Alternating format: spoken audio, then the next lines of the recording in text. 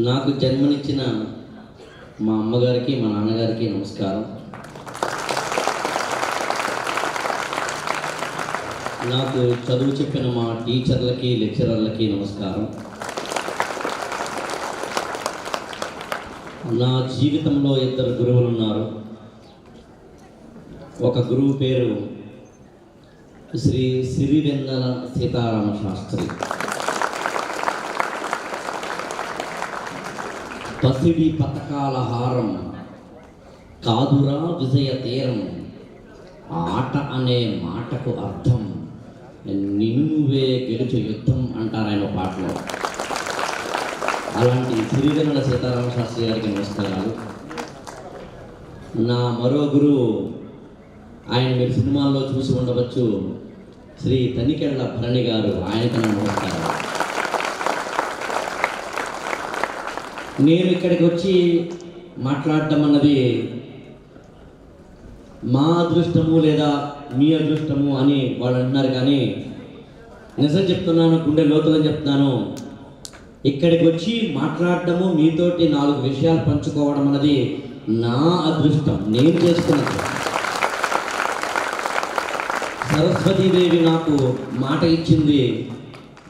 ఆ మాటని ఇలాంటి సందర్భంలో ఒక పిరమిడ్ ధ్యాన మహాకేంద్రంలో, అందులోనూ ధ్యాన విద్యార్థి మహాచక్రంలో, ఇలాంటి చోట చాలా పాజిటివ్ వైబ్రేషన్స్ ఉంటాయి.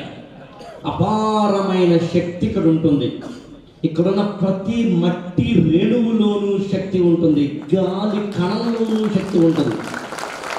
అలాంటి శక్తి పుంజాల మధ్యందిన మార్తాండ బింబాలుగా ఉన్న మీరు రేపటి రోజున ఇక్కడ కూర్చున్న మీరు 8వ తరగతో 9వ తరగతో 10వ తరగతో చదువుతూ ఉండవచ్చు, ఇంటర్మీడియట్ డిగ్రీయో చదువుతూ ఉండవచ్చు, బీటెక్ లేదా మరొకటి చదువుతూ ఉండవచ్చు. కానీ ఇక్కడ కూర్చున్న మీరు ఇవాళ ఇక్కడ నుంచి 10 సంవత్సరాల తర్వాత, 15 సంవత్సరాల తర్వాత, 20 సంవత్సరాల తర్వాత, 30 సంవత్సరాల తర్వాత ఒక రోజున ఈ దేశానికి ఒక బాబాసాహెబ్ అంబేద్కర్ గురించి వస్తున్నారు, ఒక స్వామి వివేకానంద గురించి వస్తున్నారు, ఒక ఏపీజే అబ్దుల్ కలాం గురించి వస్తున్నారు. ఇక్కడ నుంచి ఒక మహోన్నతమైన వ్యక్తి వస్తున్నారు. అలాంటి కాబోయే రథసారథులు సైనికులతోటి మాట్లాడటం అన్నది మా అదృష్టం అవుతుంది, కానీ ఇంకెవరి అదృష్టం అవుతుంది? నేను మీతో దాదాపుగా 1 గంట సేపు మాట్లాడతాను. ఏ కారణం చేతనైనా గంట సేపు చాలా ఎక్కువ అవుతుంది అనుకుంటే అరగంట సేపే మాట్లాడతాను. అరగంట సేపు కూడా కాదనుకుంటే పావు గంటే మాట్లాడతాను. ఎంతసేపు మాట్లాడుకున్నామన్నది కాదు, మాట్లాడుకున్నప్పుడు నా గుండె మాట్లాడాలి, వింటున్నప్పుడు నీ గుండె వినాలి.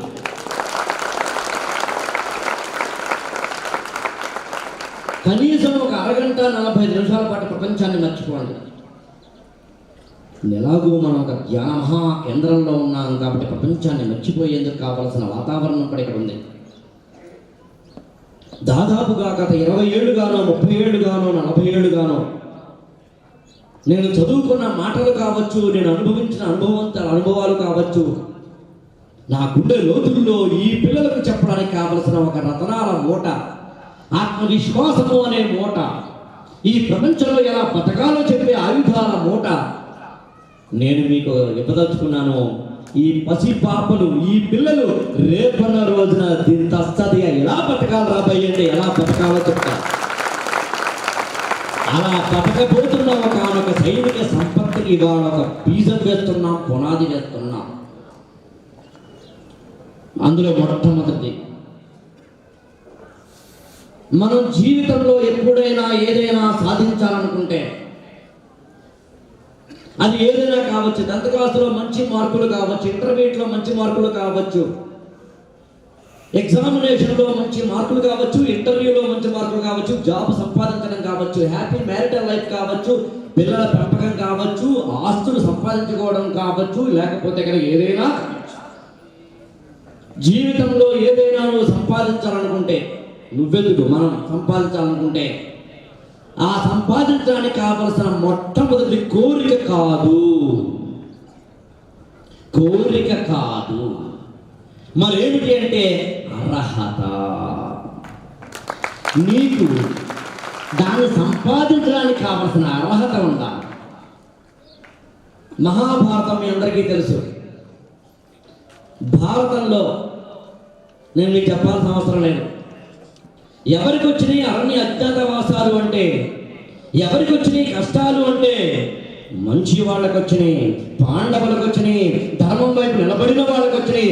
ఎప్పుడు గుర్తుంచుకో, జీవితంలో నీ ముంగిట్లో కష్టం వచ్చింది అంటే అర్థం నువ్వు ఎదగడానికి కావలసిన ప్రిపరేషన్ స్టార్ట్ అయినట్లెక్క.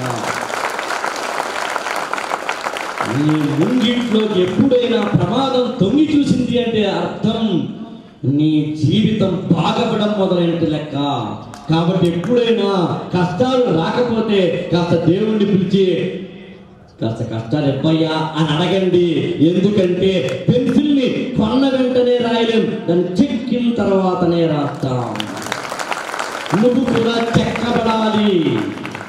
ఒక మామూలు రాయి ఉంటుంది, సముద్రపు ఒడ్డున ఉంటుంది, సముద్రానికి దూరంగానూ ఉంటుంది. కానీ సముద్రపు ఒడ్డున కాస్త ఆ సముద్రపు అలల కెరటాల తాకిడికి తగులుతున్న ఆ రాయి క్రమంగా క్రమంగా క్రమంగా షైన్ అవుతుంది. మీరు ఎప్పుడైనా గమనించారో లేదో, దూరంగా ఉన్నది మాత్రం అలా రాయిలాగే బండ రాయిలాగే గుది బండ రాయిలాగే ఉండిపోతుంది. నువ్వు కూడా జీవితంలో షైన్ అవ్వాలి అంటే కష్టాలు రావాలి.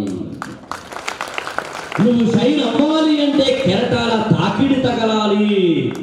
నువ్వు జీవితంలో ఎదగాలి అంటే కింద నుంచి మంట రావాలి, పైకి ఎదగాలన్న తపన రావాలి. జీవితంలో ప్రతిరోజు నీ ముంగిట్లోకి ఏదో జరిగిన సమస్య రావాలి. 2+2 ఎంత అని అడిగితే ఇక్కడ కూర్చున్న ఈ పసిపాపలు, ఈ పిల్లలు 2 ఎంత అని అడిగితే చాలా క్యాజువల్గా ఏమాత్రమో ఆలోచించకుండా, కనీసం కళ్ళు కూడా తెరవకుండా కూర్చున్న చోటన అలా కూర్చుని 2 4 అని సింపుల్గా చెప్తారు. అదే 5 ఎంత అని అడిగితే 5 25. అదే 15 × 55 అంటే 15 × 15. అంతకుముందు ఇలా కూర్చుని 2 4 అని చెప్పిన అదే అమ్మాయి అదే అబ్బాయి 15 × 15 25 అంటారు. అదే 35 × 35 అంటే అంకుల్ ఆగండి అని చెప్పి లెక్క వేయడం మొదలు పెడతారు. 45 × 45 అనగానే ఇంకా ఎలక్ట్ అవుతారు. 55 × 50 అనగానే మొత్తాన్ని పెన్ తీసి పేపర్ తీసుకోవడం మొదలు పెడతారు. 65 × 65 అనగానే 60 × 65 42 25 అని చెప్పడం మొదలు పెడతారు. అంటే 2 ఎంత అని అడిగినప్పుడు నీకు సామాన్యమైన జీవితమైంది, సామాన్యమైన సమస్య అయింది, రోజువారీ జీవితమైంది. అప్పుడు బ్రెయిన్కి పని పెట్టవు. అదే కనుక నీ జీవితంలోకి కొత్త కొత్త లెక్కలు రావడం మొదలు పెడితే నువ్వు లెక్కల్లో మనిషి అవుతావు. అర్థం చేసుకో తమ్ముడు. అది జీవితంలోకి కొత్త కొత్తవి రావాలి, కొత్త కొత్త సమస్యలు రావాలి, కొత్త కొత్త అనుభవాలు రావాలి, కొత్త కొత్త జీవితాలు రావాలి. అలా అనుకున్నప్పుడు పాండవులు కూడా అరణ్యవాసము అజ్ఞాతవాసము ఎందుకు జరిగింది అంటే ఖచ్చితంగా ఆయుధాలు సమకూర్చుకునేందుకే. నీ జీవితంలో కూడా అరణ్యవాసము అజ్ఞాతవాసము వచ్చింది అంటే అర్థం నువ్వు జీవితంలో ఎదగడానికి కావలసిన పునాది పడుతోందన్నమాట. నీ ముందు నిలబడి మాట్లాడుతున్నాను, నేను చెప్తున్నాను. 2002 మే 27వ తారీఖున రాత్రి 8 గంటలకి నాకు యాక్సిడెంట్ అయ్యి హాస్పిటలైజ్ అయినప్పుడు, 6 నెలల పాటు బెడ్ మీద ఉన్నప్పుడు, అప్పటికే నాకు 12 మార్కుల్లో కాస్త అటు ఇటుగా 12 మార్కుల్లో ఐఏఎస్ అనే ఒక అత్యున్నతమైన ఎగ్జామినేషన్లో నేను ఫెయిల్ అయినప్పుడు, 1999లోనేమో ఐఏఎస్ పోయింది, 2002లోనేమో కాలు విరిగిపోయింది, ఏం చేయాలో అర్థం కాదు. 6 నెలల పాటు మంచం మీద ఉన్నా. 6 నెలల పాటు మంచం మీద ఉన్నప్పుడు ఇప్పుడు చెప్తున్నాను తమ్ముళ్ళారా చెల్లెళ్ళారా, 6 నెలల పాటు మంచం మీద ఉండడం నా మొత్తం 43 సంవత్సరాల జీవితంలో అతి బంగారమైన కాలమేనని అడిగితే ఆ 6 నెలలు మాత్రమే. ఆ 6 నెలల పాటు నేను మంచి పుస్తకాలు చదువుకున్నాను. 6 నెలల పాటు అక్కడ కూర్చుని నేను మా ఊరు వెళ్ళిపోయాను. కేవలం హాస్పిటల్ బెడ్ మీద మాత్రమే కూర్చుని మెడిటేషన్ చేసుకున్నాను, దేవుడికి దండం పెట్టుకున్నాను, నా అంతర్గతమైన లోపాలు అర్థం చేసుకున్నాను, నా లోపల ఉన్న శక్తి విత్తులన్నింటినీ బయటికి తీశాను, ఆయుధాలన్నీ సనబెట్టడం మొదలుపెట్టానో అక్కడ ఆ రోజున 6 నెలల పాటు మంచం మీద పడుకొని ఉన్న నేను కేవలం ఒక 6 నెలలు కాదు అనుకున్నాను, దాన్ని కేవలం 6 సంవత్సరాల 60 సంవత్సరాల అనుభవంగా చూడడానికి సిద్ధపడ్డాను. అప్పుడు నేను కనీసం ఒక మంచి 50 పుస్తకాలు చదివాను. అప్పుడే నాలో పుస్తక పఠనం అనేది ప్రారంభమైంది. అది ఇప్పుడు ఇందాక నా మిత్రులు చెప్పినట్టుగా ఫేస్ ద బుక్ అని భారత్ టుడే ఛానల్లో ఇవాళ 2017లో ఇవ్వడానికి పునాది ఆ రోజున మంచం మీద ఉన్నప్పుడు పడింది. కేవలము పుస్తకాలు చదువుకున్నాను, భగవద్గీత వ్యాఖ్యానం రాసుకున్నాను, అన్నిటికన్నా మించి ఒక 2 సినిమాలకి స్క్రిప్ట్ రాశాను, 3 టీవీ సీరియల్కి స్క్రిప్ట్ రాశాను.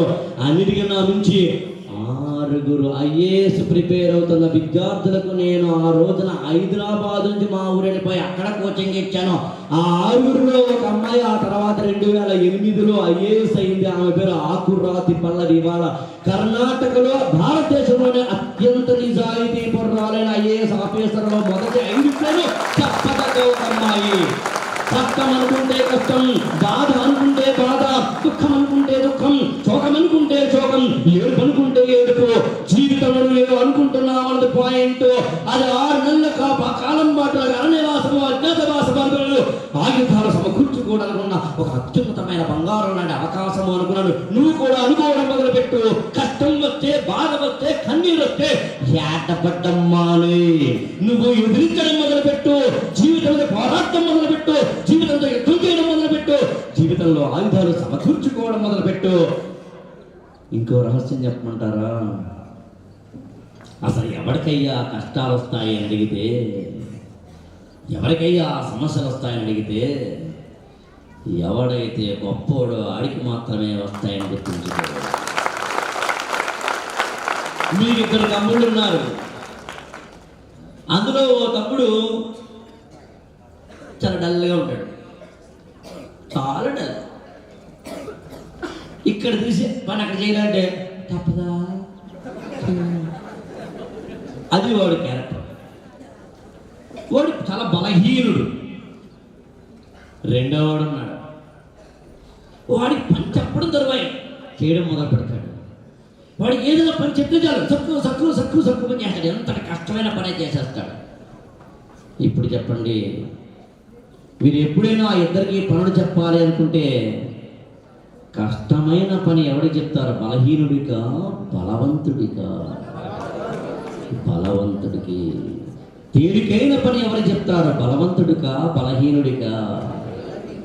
అంటే దేవుడు కూడా నీకు ఇచ్చే ప్రతి కష్టము నీకే ఇస్తున్నాడు అంటే అర్థం ఏంటంటే నువ్వు గొప్పడివి కాబట్టి ఇస్తున్నాడు. బేలగా, బలహీనంగా, పనికిమాలగా ఉండేవాడు దేవుడు పట్టించుకోడు. దేవుడు కూడా పట్టించుకోడు, కష్టం కూడా పట్టించుకోదు. నీ దగ్గరికి కష్టం తొంగి చూసిందంటే అర్థం ఏంటంటే నువ్వు చెయ్యగలవు అని అర్థం, నువ్వే చెయ్యగలవు అని అర్థం. కాబట్టి నీకు అలాంటి కష్టం వస్తే కంగారు పడకు. అలాగే పాండవులు కూడా అరణ్య అజ్ఞాతవాసాల్లో కాజువల్గా ఉన్నాడు అర్జునుడు. కృష్ణుడు వచ్చాడు, ఏం చేస్తున్నారా? ఖాళీ. ఎగ్జామ్స్ ఎప్పుడు రా? ఎప్పుడు? మార్చ్. ఇప్పుడు ఎంతరా? డిసెంబర్. చదువుతావారే ఉందిగా. సెప్టెంబర్ మార్చి పైన వాయిదా పద్ధతి ఉంది దేనికైనా. చంద్రబాబు అప్పుడు అవసరం, అప్పుడు చూద్దామని. అప్పుడు అన్నాడు కృష్ణుడు అర్జునుడితో, నో, కురుక్షేత్ర సంగ్రామం ఎప్పుడైనా రావచ్చు, కానీ నువ్వు మాత్రం ఆయుధాలు సమకూర్చుకోవాలి. ఎగ్జామ్ ఎప్పుడైనా రావచ్చు, కానీ నువ్వు మాత్రం సిద్ధంగా ఉండాలి. సైనికుడు సరిహద్దులు, ఆ శత్రు సైనికుడు వస్తే వస్తాడు, అప్పుడు చూద్దామని అలర్ట్గా ఉండకుండా ఉండడు. నిరంతరము నిఘా కళ్ళతో ఉంటాడు. ఉండి తీరాల్సిందే. నువ్వు కూడా అంతే, ఉండి తీరాల్సిందే. అప్పుడు అర్జునుడు అడుగుతాడు, మరి అయితే బాబా ఏం చేయమంటాం? అరే నీకు నా అస్త్రాలు కావాలరా? వారుణాస్త్రము, బ్రహ్మాస్త్రము, పాశుపతాస్త్రము లాంటి అస్త్రాలు కావాలి నీకు. పాశుపతాస్త్రము అంటే శివుడు ఇస్తాడు, కాబట్టి శివుణ్ణి నువ్వు కొనియాడితే ఆయన నీకు ఇస్తాడు అన్నప్పుడు ఇదేదో బాగుందని అడవిలో అర్జునుడు తపస్సు చేసుకోవడం మొదలుపెట్టాడు. తపస్సు చేసుకుంటుంటే అతని చుట్టూ ఒక అడవి పది తిరుగుతుంది. ఆ అడవి పది తిరిగినప్పుడు అతని తపస్సుకి భంగం కలుగుతుంది కాబట్టి ఈశ్వరుడు ఏం చేస్తాడంటే నేరుగా డైరెక్ట్గా వచ్చేసి, బిడ్డ నీ తపస్సుకి మెచ్చుకుని చేసుకో నా వాసుకోడిగా మా అని తీసుకుని అస్త్రం ఎవ్వడా. నువ్వు కూడా అడిగిన వెంటనే దేవుడా ఎగ్జామినేషన్ ఫ్రీగా చాలా సింపుల్గా అస్సలు కష్టం లేకుండా చేయదండి అంటే అలా చేయడు, ఇంకా టఫ్ చేస్తాడు. ఆయన మనకన్నా సాటిస్ట్ కాబట్టి. మ్యాన్ ప్రపోజెస్ గాడ్ డిస్పోజెస్ అంటారు కాబట్టి. అలాగే అర్జునుడేమో తపస్సు చేసుకుంటున్నాడు, అని అడవి పండు వచ్చింది. వెంటనే ఈశ్వరుడు వచ్చాడు. కానీ ఈశ్వరుడు వేటగాడి వేషంలో ఉన్నాడు.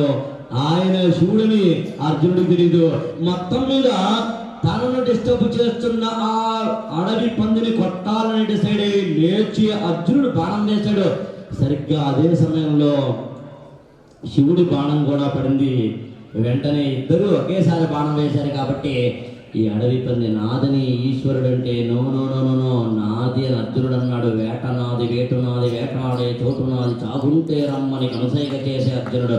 శివుడు ఇలా ఒకరి మీద చేపనాది, చేపనాది, చేపంటే రమ్మని అన్న అర్జునుడు ఇలా ఒకరి నుంచి ఒకడు నాదిది నాదిది నాదిది నాదిది కొట్టుకోవడం మొదలు పెట్టారు. ఇలా కొట్టుకున్నారు, అలా కొట్టున్నారు. మొత్తం మీద ఒక స్టేజ్లో శివుడే కింద పడిపోయాడు. అర్జునుడు దాదాపుగా మీద పడి కొట్టడం మొదలు పెడుతుంటే అప్పుడు పార్వతీదేవి పరిగెత్తి ఆగరా అబ్బి, అబ్బి కాబట్టి కాస్త నువ్వు ఆగరా అంటే ఎవరు అంటే మేకప్ తీసి ఆయనకి లార్డ్ శివ, అదేంటి ఇలా ఎందుకు వచ్చావు స్వామి అంటే, అరే నువ్వు పాశుపతాస్త్రం కోసం అడుగుతున్నావు, పాశుపతాస్త్రాన్ని నేను డైరెక్ట్గా ఇచ్చేస్తే అది తీసుకోవటానికి అర్హత నీకు ఉందో లేదో తెలియాలి నాకు.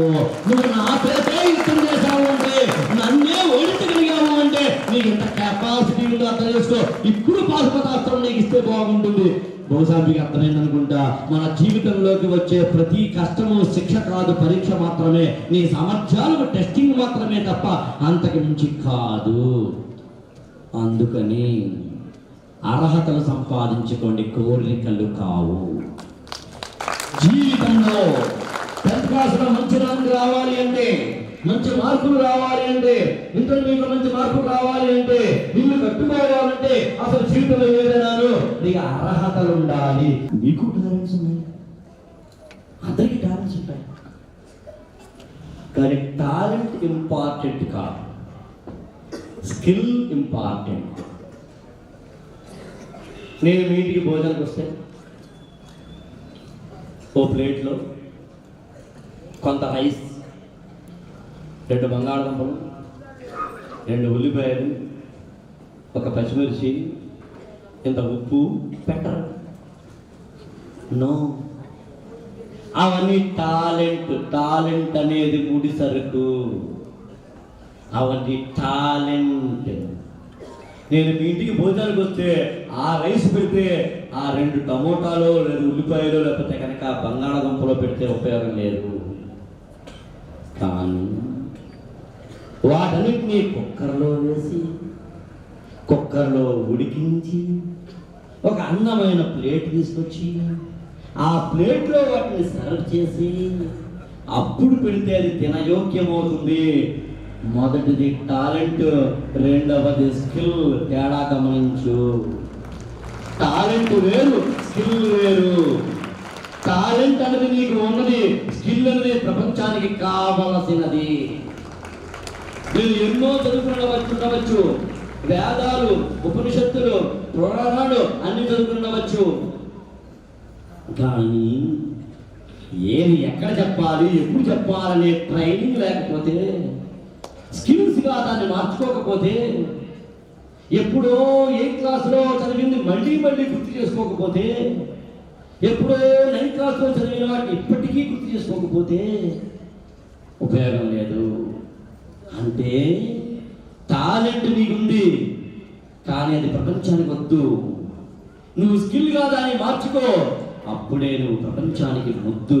అర్థం చేసుకో. ఆ స్కిల్స్గా మార్చుకోవడం అనేది ఇంపార్టెంట్. మెమొరీ ఇంప్రూవ్ చేసుకోవడం ఇంపార్టెంట్.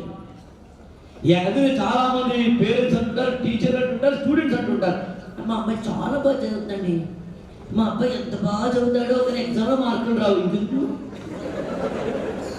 మా ఆవిడ బాగా ఉంటుందండి, ఇవాళ మాత్రం ఉండలేదు. జనానికి కావాల్సింది ర్యాంక్, జనానికి కావాల్సింది రిజల్ట్, జనానికి కావాల్సింది కటౌట్.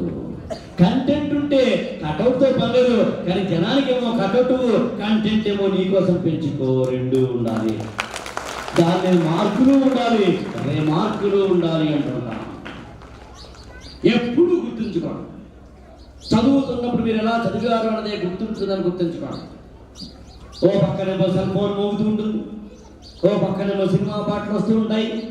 అప్పుడు చదివితే మాత్రం లాభం లేదు. చదువుతున్నప్పుడు నువ్వు ప్రపంచాన్ని మర్చిపో. నేను ఎప్పుడో ఏం క్లాసులో చదివింది ఇప్పటికీ చెప్పగలను. ने सामान्य आसन पूर्ण संदिग्ध भूतकालों में जब क्रिया सकर्मक होती है तब कर्ता के साथ नहीं आता है, जब कर्ता के साथ नहीं आते तब क्रिया कर्म के लिंग वचन के अनुसार होते हैं. ला बोल भूल सक चुक लगे छे क्रिया सकर्मक होने पर उनके साथ नहीं आता है. इलाज 64 हिंदी सूत्राలు గ్రామర్ లో చెప్తారు. Woods are lovely, dark and deep, and have promised to keep and minds to go before I snake. అలాంటి రాబర్ట్ ఫ్రాస్ట్ లాంటి వాడి ఇంగ్లీషు కవితలు కలిసి ఒక 500 చెప్పగలను. ఎందుకంటున్నానంటే నాకు సాధ్యమైంది నీకు సాధ్యమవుతుందని గుర్తుంచుకో.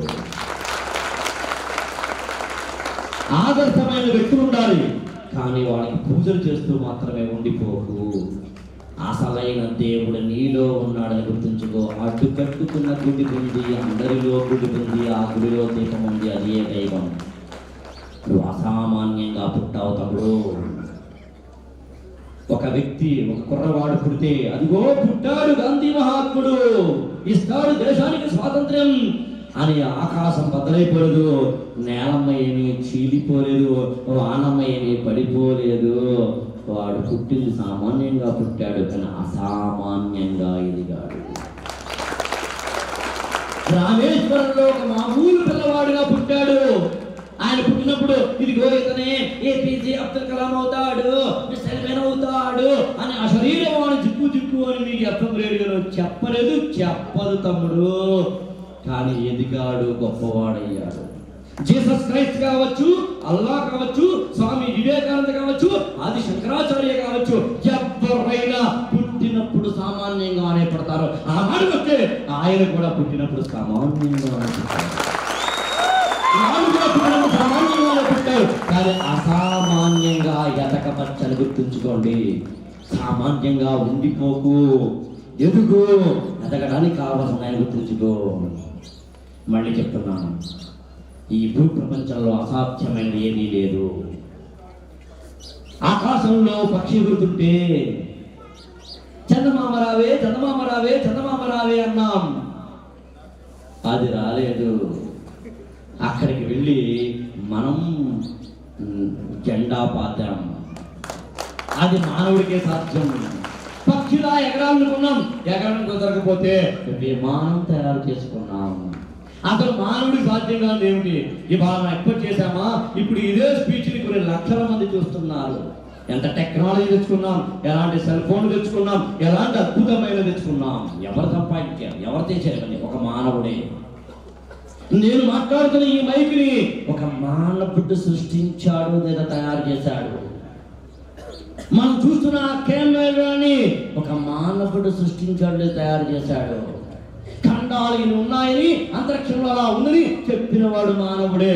మరి నువ్వు మనిషివే కదా, నువ్వు మానవుడివే కదా.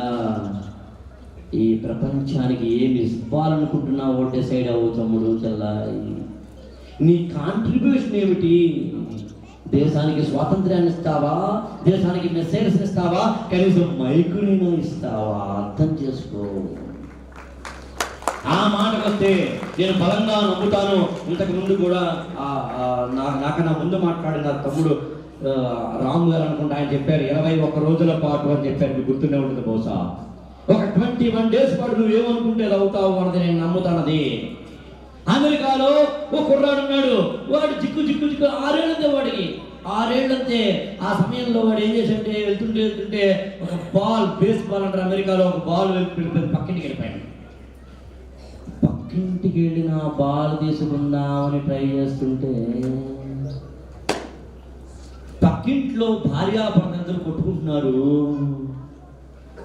పెళ్ళామందట మొగుడుతో,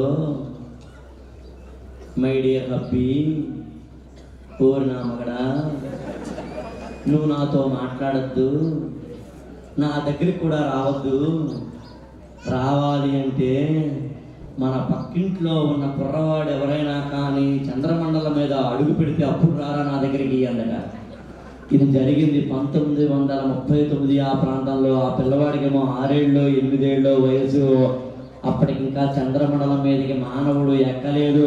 ఆ పిల్లవాడు బేస్బాల్ తీసుకుంటూ ఆలోచించాడట, పక్కింటి కుర్రాడు చంద్రమండలం, పక్కింటి కుర్రాడు చంద్రమండలం, పక్కింటి కుర్రాడు చంద్రమండలం, పక్కింటి కుర్రాడు నేనే చంద్రమండలంలో ఎవడని ఎక్కాడా, అది ఎక్కలేదు, అయితే మనం ఎక్కుదాం అని డిసైడ్. దాదాపుగా 30 సంవత్సరాల పాటు ఆ విద్యార్థి 6 ఏళ్ల కుర్రవాడు అహర్నిశలు అపత్రయపడి ట్రైనింగ్ తీసుకుని కష్టపడి మీరు నంబర్ 1969లో ఆ పిల్లవాడు చంద్రమండలంలోకి అడుగు పెట్టిన తొలి మానవుడయ్యాడు. ఉస్కా నామ్ హై నీల్ ఆమ్స్ట్రాంగ్. వాడి పేరులో స్ట్రాంగ్ ఉంది, నీ పేరులో కూడా బూస్ట్ ఉంది తమ్ముడు, అర్థం చేసుకో. అప్పుడు అన్నాక పిల్లవాడు, ఏది 39 సంవత్సరాల వయసులో వాడు ఆ చంద్రమండలానికి వెళ్ళే రాకెట్ అది ఎక్కుతూ, స్పేస్ వెహికల్ అంట దాన్ని, అది ఎక్కుతున్నట. ఆల్ ద బెస్ట్ మిస్టర్ గోర్క్సీ అన్నట. గోర్క్సీ అంటే పక్కింటి అంకుల్ పేరు. అంకుల్, గత 30 ఏళ్ళుగా నువ్వు పెళ్ళ దగ్గరికి వెళ్ళావు, ఇప్పుడు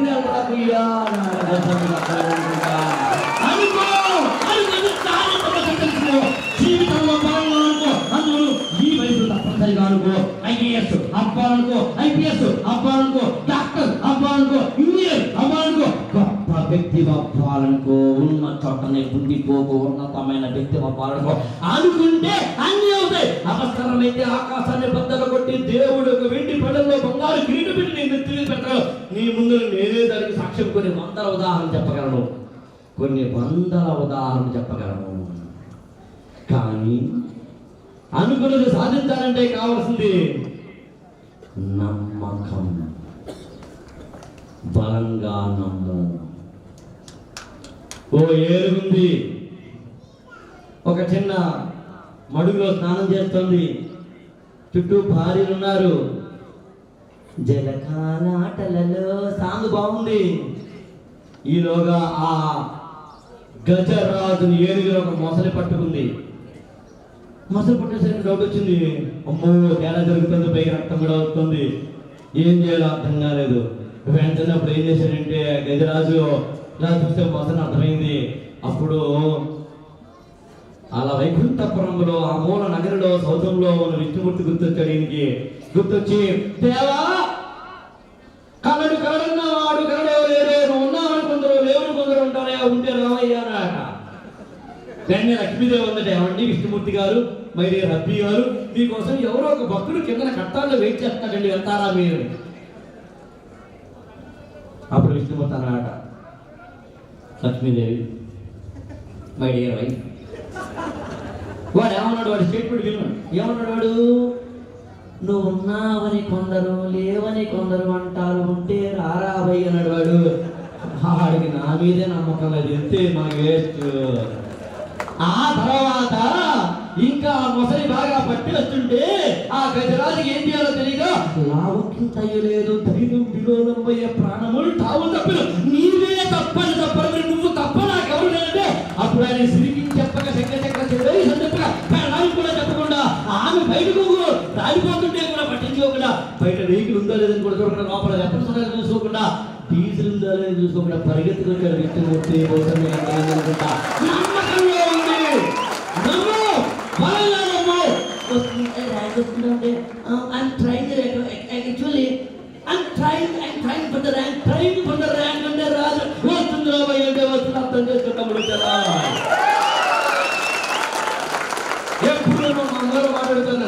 ఇలాంటి స్పీచ్ ఇస్తున్నప్పుడు ఎప్పుడు అడుగుతారు ఆవిడ. ఇది కూడా బహుశా డైవర్ట్ చూసి అడుగుతాను నన్ను, ఎంత కొద్ది ఇచ్చుకోవాలా, అవసరమా నీకు, గుండెలు రాయిపోతుంటే ఒక తల్లి ప్రాణం కదా. అసలు నేను గట్టి ఎప్పుడు ఫస్ట్ ఎక్కడికి వెళ్తాను ఎలా చెప్తాను కదా ఇంట్లో చెప్పినాడు ఫస్ట్ జాగ్రత్తగా మాట్లాడరా, మెల్లగా మాట్లాడరా, ప్లీజ్ బంగారం అంటుంది ఆవిడ. పాపం ఎందుకంటే ఎక్కడ చదువుతాను భయం వాడికి. అప్పుడు అంత అయిపోయిందంటే ఒక క్వశ్చన్ వేస్తారు మా అమ్మగారు ఎప్పుడు కూడా, అదేంటంటే అరే నువ్వు ఇంత గొంతు చించుకుంటావు కానీ జనాలు మాట్లాడరా, అది మామూలే కదా. విన్నప్పుడు మాత్రం చాలా జాగ్రత్తగా వింటారు, బాబు గారు అని కన్నీరు కూడా కాలుస్తారు. కానీ తర్వాత మామూలేరా, బయటికి వెళ్తారు, చెప్పులు వేసుకుంటారు, తర్వాత మామూలేరా.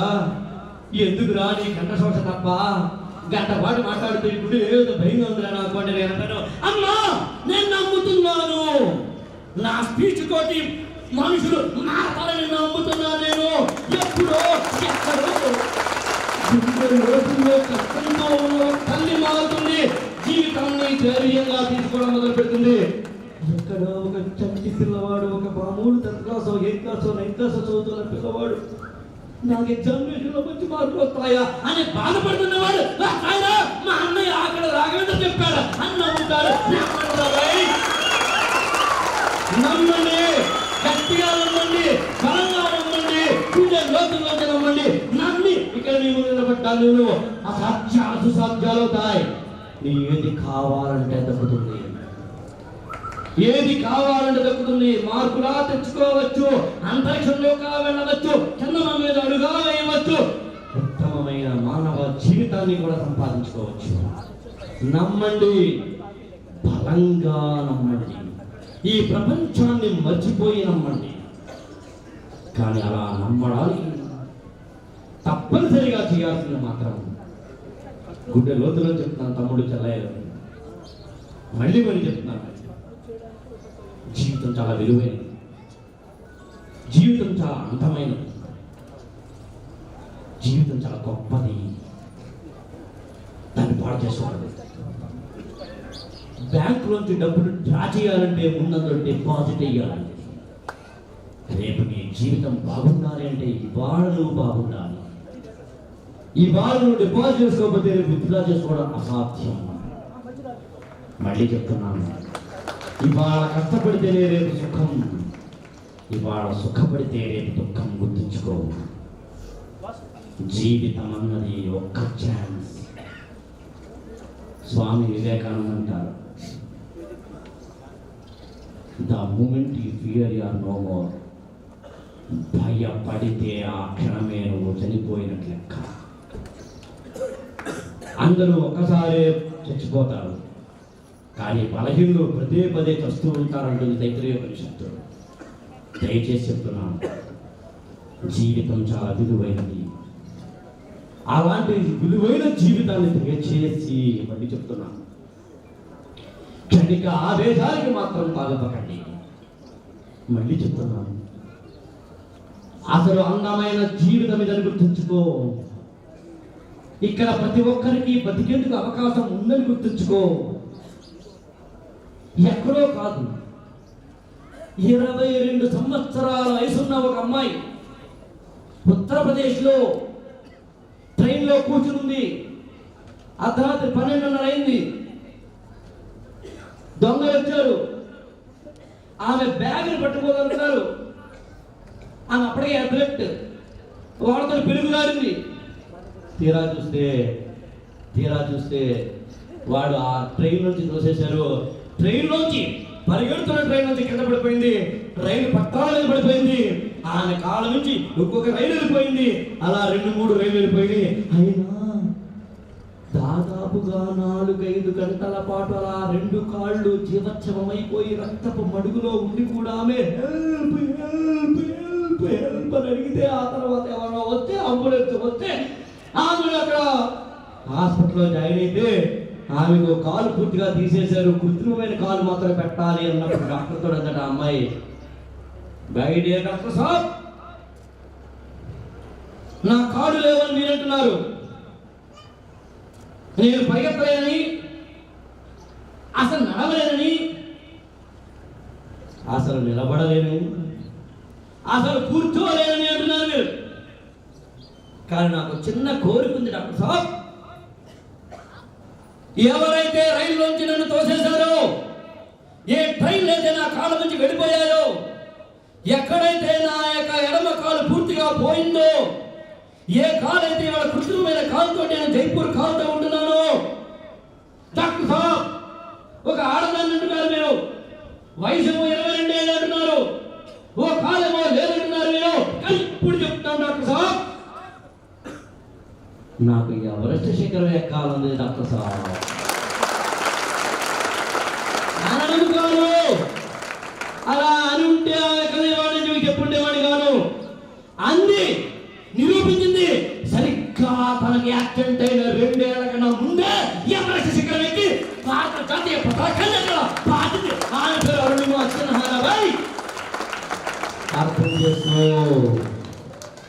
అసాధ్యాలు లేవని అర్థం చేసుకో. 63 ఏళ్ల వయసులో యుద్ధానికి వెళ్ళి వరంగల్ నుంచి కరీంనగర్ దాకా పరిగెత్తుకెళ్ళి దాదాపుగా గుర్రాల మీద యుద్ధం చేసిన ఒక మహిమాంతకమైన 63 ఏళ్ల వయసులో నామే రాణి రుద్రమదేవి.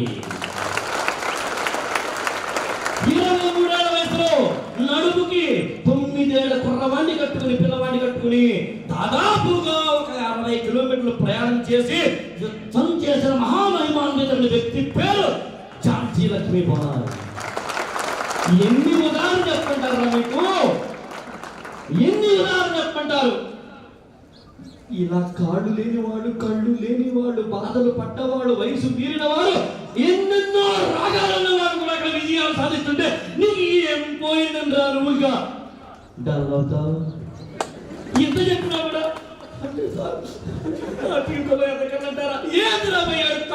దుఃఖించిన జాలిగా దుఃఖించడం మానంటాడు స్వామి వివేకానంద. ఏడవడం మానేద్దాంరా. చూపుడు వేరున్నది.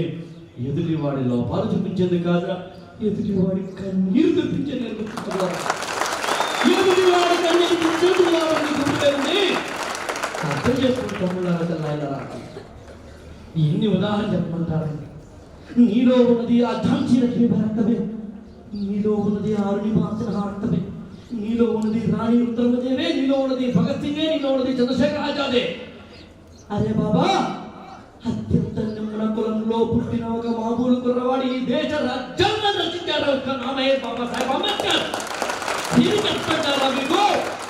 ఎవరు రాజు నాకున్నది? ఇంకా చెప్పాలంటే 30 ఏళ్ల కిందట 40 ఏళ్ల కిందట చాలా కష్టం. 30 ఏళ్ల కిందట 40 ఏళ్ల కిందట ఒక పుస్తకం చదవాలి అంటే లైబ్రరీకి వెళ్ళాలి. లైబ్రరీ 3 కిలోమీటర్లు ఉంటుంది. తీరా లైబ్రరీకి వెళ్తే పుస్తకం ఉండదు. అలా డల్గా రావాలి. ఆ పుస్తకం ఎవరో తీసుకెళ్తే ఆ పుస్తకం వాడు రిటర్న్ చేసేంత వరకు వెయిటింగ్ వెయిటింగ్ వెయిటింగ్ వెయిటింగ్ పుస్తకం కోసం. మరి వాళ్ళకు ముఖ్యంగా బీటెక్ చదువుతారు పిల్లలారా, ఇది చేతిలో ఉంటే ప్రపంచం అంతా నీ చేతిలో ఉంటే ఇది ప్రపంచాన్ని చూపిస్తుందా? నీ ఏది కావాలి? ఆక్స్ఫర్డ్ యూనివర్సిటీలో ఏం జరుగుతుందో ఇది చెప్తుంది, విస్కాన్సన్ యూనివర్సిటీలో ఏం జరుగుతుందో ఇది చెప్తుంది. ప్రపంచంలో ఏ పుస్తకం కావాలన్నా పుస్తకం డౌన్లోడ్ చేసుకోవచ్చురా. ఇంగ్లీషా, హిందీయా, తెలుగా, మలయాళమా? నీ క్లాస్ పుస్తకమా, ఎన్సీఆర్టీ పుస్తకమా, ఐసీఎస్సీ పుస్తకమా, ఏ పుస్తకం కావాలన్నా పుస్తకాలు ఇస్తున్న అద్భుతమైన ప్రపంచం నీ చేతిలో పెట్టుకుని ఇంకా నువ్వు చదవాలంటే ఎట్లారా? దేనికి రావాలని మీరు మాత్రం చేస్తున్నారు? ఎందుకు రావాలనుకుంటున్నారు? ఇంకా ఇక్కడ 40 ఏళ్ళ వాడు, 50 ఏళ్ళ వాడు, 30 ఏళ్ళ వాడు అయితే కొద్దిగా అనుకోవచ్చు.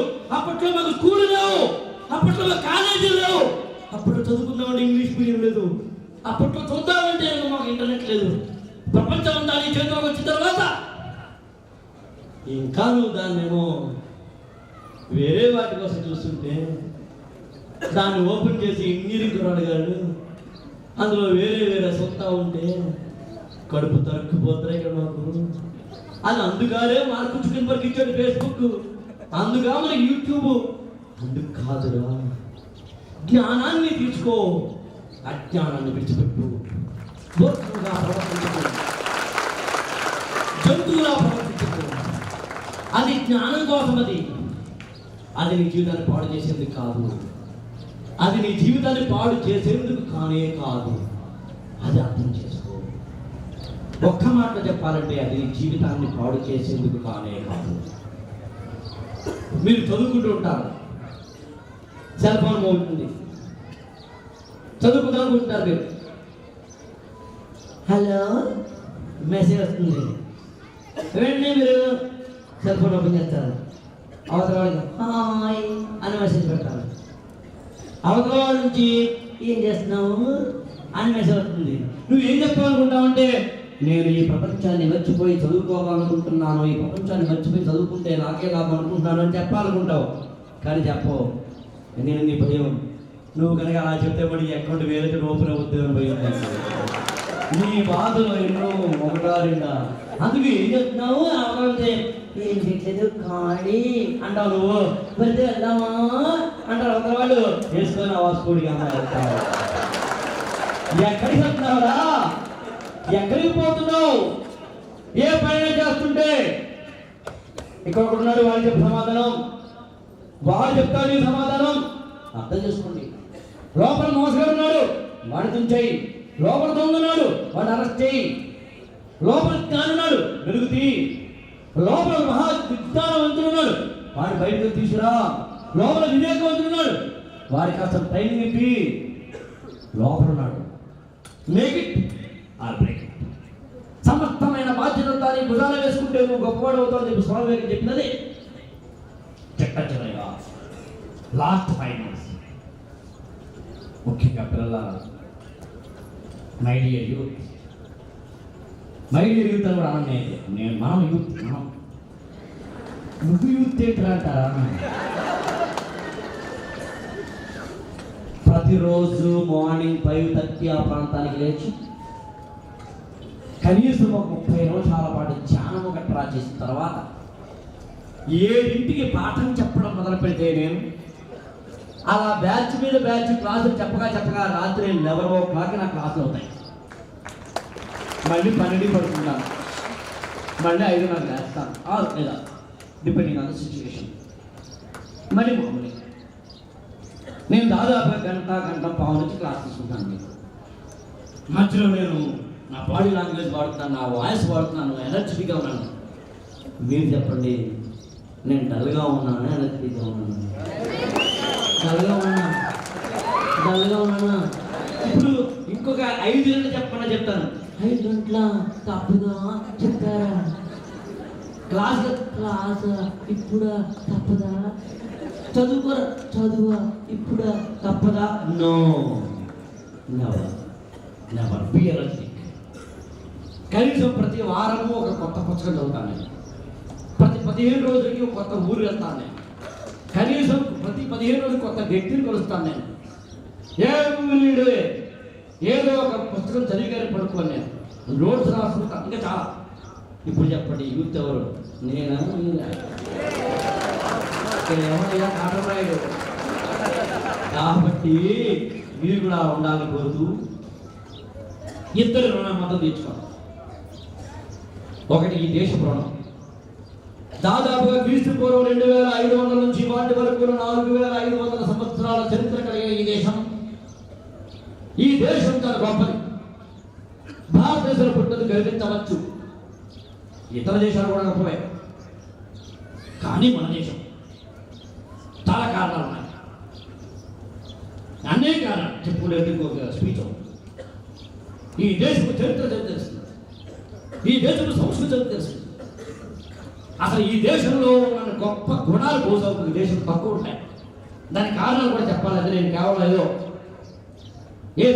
బిస్కెట్ వేసాను అనుకుంటుంది.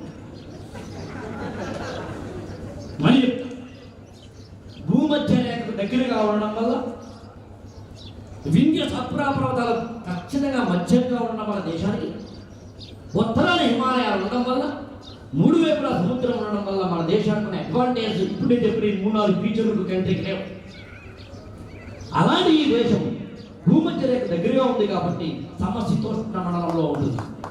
అంటే 6 ఋతువులు ఉంటాయి, 12 మాసాలు ఉంటాయి. ఒక సిస్టమేటిక్ ఆర్డర్ ఉండడానికి అవకాశం ఉంటుంది. అందులో పండగలు వస్తాయి, అందులో అన్ని నదులు ఉంటాయి, పర్వతాలు ఉంటాయి, అన్ని రకాల ఉపజాతులు ఉంటాయి. లాంటి ఎడారులు ఉంటాయి, సస్యశ్యామలమైన పంట మైదానాలు, గంగా సింధు మైదానాలు లాంటివి ఉంటాయి. అలాంటి దేశం. మళ్ళీ చెప్తాను, ఈ దేశ చరిత్ర ఒకసారి చదవండి. ఈ దేశంలో పుట్టినందుకు పునీతులు అన్నారు. స్వామి వివేకానంద షికాగో మత మహాసభలో మాట్లాడించిన తర్వాత ఫస్ట్ చేసిన పని ఏంటంటే నేలను తాకాను, ముద్దు పెట్టాను. ఎందుకంటే ఈ బంగారు తల్లికి నేను దాదాపుగా కొన్ని సంవత్సరాల పాటు దూరంగా ఉన్న అంత గొప్ప నేల కదా. అలాంటి నేల, అలాంటి ఈ దేశపు రుణం తీర్చుకోదట. ఈ దేశపు రుణం తీర్చుకో, ఈ దేశపు రుణం తీర్చుకో. ఈ దేశపు రుణం తీర్చుకోవడం ఏవద్దు, కాంట్రిబ్యూషన్. నువ్వేం చేస్తావు చెప్పండి, ఏం చేస్తావు రాబాయ్? డిసైడావు ఈ దేశాన్ని ఏం చేయాలనుకుంటావు, డిసైడావు ఏదో మాత్రం చేయాలి. Something you should contribute to the society. That's all. పుట్టింది మామూలు కాదు. అంతెందుకు, రోడ్డు మీద ఎవరు వెళ్తున్నారు, సైడ్ స్టడీస్ వెళ్తున్నారు, మనం చూస్తాం, ఏమంటాం? రే ఆడు సైడ్ స్టడీస్ వెళ్తాడా, కింద పడతాడా అనగా అన్నా అన్నా సైడ్ స్టడీ రా అంటాం. మనం వైఫ్ అంటే పెడుతున్నారు, ఆవిడ వెనకాల కొంగు టైర్లో పడింది, ఏమంటాం మనం? వెంటనే మేడం అక్క టైర్ తేరా అంటాం మనం. ఎందుకన్నా? ఎందుకో చెప్పమంటా, నువ్వు మనిషివి కాబట్టి. అదే రోడ్డు మీద కరెంటు స్తంభం ఉంది, దానికి స్పందన లేదు. అదే రోడ్డు మీద రాయి ఉంది, దానికి స్పందన లేదు. నీకు స్పందన లేదు అంటే దానికి నీకు తేడా లేదు. స్పందించు. ఈ దేశంలో ఏం జరుగుతుందో స్పందించు. ఈ దేశంలో ఉన్న ఎన్ని రుగ్మతులు ఉన్నాయో స్పందించు. దానికోసం నీ కాంట్రిబ్యూషన్. ముగ్గురు ట్రిపుల్ రైడింగ్ మానేయండి, అదే దేశ సేవ. హెల్మెట్ ధరించుకోవాలండి, అదే దేశ సేవ. బలహీనుడే ఉండవు, అదే దేశ సేవ. నువ్వు కంపెనీ పెట్టి 100 మందికి శాలరీలు, అది పెద్ద దేశ సేవ. చిన్న చిన్న మొక్కలా ఉండిపోకు, పెద్ద వృక్షంలా అవ్వు. మొక్క తన కోసం తరపుతుంది, అదే చెట్టు అయితే కొమ్మలతో, రెమ్మలతో, ఊడలతో అనేక విధ కొన్ని వందల మంది కూడినిస్తుంది, కొన్ని పక్షులకి నీడనిస్తుంది, అన్నిటికన్నా నుంచి పళ్ళు కాయలు ఇస్తుంది. పడిపోయిన తర్వాత కూడా ఆ చెట్టు కొమ్మ ఇంటికి గుమ్మమవుతుంది, సింహ ద్వారం అవుతుంది. కొమ్మ చెక్కితే బొమ్మ అవుతుంది, కొలిచి మొక్కితే అమ్మ అవుతుంది. ఆదికే ఇది పాలవుతుంది, నువ్వు మహావృక్షం అవ్వాలి. చిన్న మొక్కలా ఉండిపోకు, మహావృక్షంలా ఎదుగు.